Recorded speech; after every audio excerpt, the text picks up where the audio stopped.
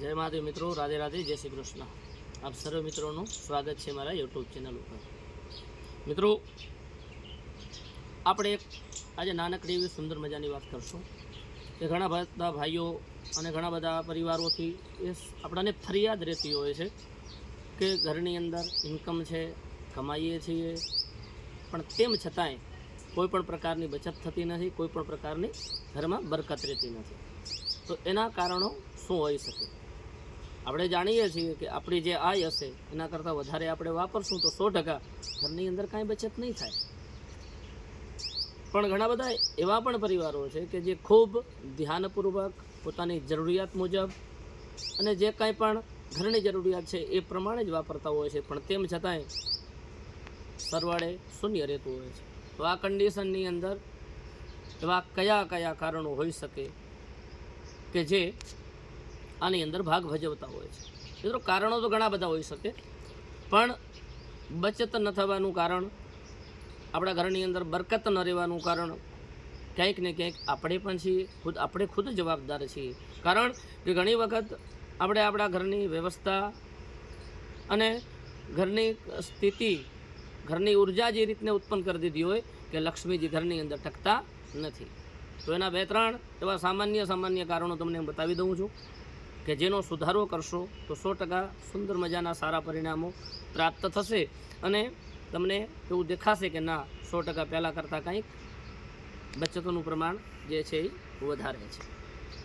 તો સર્વપ્રથમ કહી દઉં કે જે આપણે જ્યાં ધનનો સંગ્રહ કરીએ છીએ, જે જગ્યા ઉપર આપણો પૈસો આપણે રાખતા હોઈએ છીએ, એ તિજોરીની અંદર ધન સિવાય કે પૈસા સિવાય બીજી અલેલ ફલેલ વસ્તુઓ કેટલી બધી જે ભરી મૂકી હોય આવું કાંઈ રાખવું જોઈએ નહીં। માત્ર ને માત્ર એની અંદર આપણું નાણું કે આપણું જે ધન છે એ જ રાખવું જોઈએ। બીજા નંબરની અંદર ઘણી વખત જોઈએ તો એના ઉપર ઘણો બધો ઢગ, એટલે કે જે ને તે બધી વસ્તુઓ રાખી દીધી હોય છે, તો તિજોરી ઉપર કોઈ પણ વજનદાર વસ્તુ પણ ક્યારેય રાખવી જોઈએ નહીં।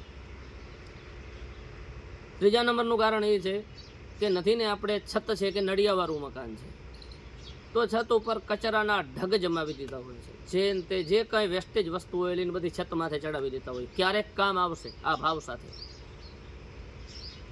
છતને હંમેશા સ્વચ્છ અને સાફ સુથરી રાખવી જોઈએ। નથી નળિયાવાળું મકાન છે તો પણ એના ઉપર જે તે વસ્તુઓ અને કચરાના ઢગ ન જામી જાય એની ખાસ આપણે તકેદારી રાખવી જોઈએ। એક બીજું કારણ છે મિત્રો કે આપણો જે ઘરનો મુખ્ય દ્વાર પડતો હોય, ઘરનો જે મેન દરવાજો પડતો હોય એના સામે જ બિલકુલ આપણે આપણા જૂતા ઉતારતા હોઈએ છીએ, તો લક્ષ્મીજીનું આગમન 100% તમે જો જૂતા ત્યાં ઉતારશો તો રોકાશે। એટલા માટે ઘરના મુખ્ય દ્વારની સામે ક્યારે પણ જૂતા ના ઉતારવા જોઈએ, એ જેમ બની શકે એમ એક બાજુ ઉતારવા જોઈએ। એના પછીનું એક કારણ બીજું એ પણ છે કે રાત્રે આપણે રસોઈ બનાવીએ અને જે આપણા જૂઠા વાસણ હોય કે બર્તન હોય એ આપણે ગમે ત્યાં એમને એમ જ્યાં આપણું કિચન હોય એની અંદર રાખી દેતા હોઈએ છીએ, તો આ પણ એક કારણ બને છે। અને એક કારણ એ પણ છે કે આપણું નથી ને નળિયાવાળું મકાન છે તો એની જે આગળનો ભાગ હોય, જ્યાં આપણી એન્ટ્રી હોય એના ઉપર જ આપણે ઘણી વખત સાવરણી, એના ઉપર જૂતા, બીજી નાની ઘણી બધી વસ્તુઓ આવી એની અંદર રાખી દીધી હોય છે। ત્યારબાદ ઘરની અંદર એવી પણ કન્ડિશન ઘણી વખત જોવા મળે છે કે કમાતા ઘણા હોઈએ, સારા કપડાં પહેરીને આપણે ધંધો કરવા માટે, વ્યવસાય કરવા માટે પણ જતા હોઈએ, પણ ઘરની કન્ડિશન જોઈએ તો એકદમ અસ્તવ્યસ્ત અવસ્થામાં પડી હોય। ઘર છે એક મંદિર છે અને એની અંદર લક્ષ્મીજીનું આગમન થાય છે, તો ઘરની સ્થિતિ જે પરિસ્થિતિ છે એકદમ સાફ સુથરી રાખવી જોઈએ। એ નળિયાવાળું મકાન હોય તો ભલે, આપણે એક નાનકડી ઝૂંપડીની અંદર રહેતા હોઈએ તો ભલે, અને પરમાત્માની દયાથી એક મોટા મહેલની અંદર રહેતા હોઈએ તો ભલે, એની અંદર માં લક્ષ્મીનું આગમન થવાનું છે, એને રહેવાનું છે, તો એકદમ સાફ સુથરી અવસ્થામાં રાખવું જોઈએ। મિત્રો, આ નાની બાબતોનું ધ્યાન રાખો, એક વખત અને અજમાવી જુઓ, 100% સુંદર મજાનું પરિણામ મળશે અને તમારા ઘરની અંદર પણ તમને બરકતનું પ્રમાણ જોવા મળશે। મિત્રો, વિડીયો જો પસંદ પડ્યો હોય તો વિડીયોને લાઇક કરજો, મારા ચેનલને જો અત્યાર સુધી સબસ્ક્રાઈબ ન કર્યું તો સબસ્ક્રાઈબ કરજો અને આપણા મિત્રો સુધી, ભાઈઓ સુધી શેર જરૂર કરજો। જય મહાદેવ, રાધે રાધે, જય શ્રી કૃષ્ણ।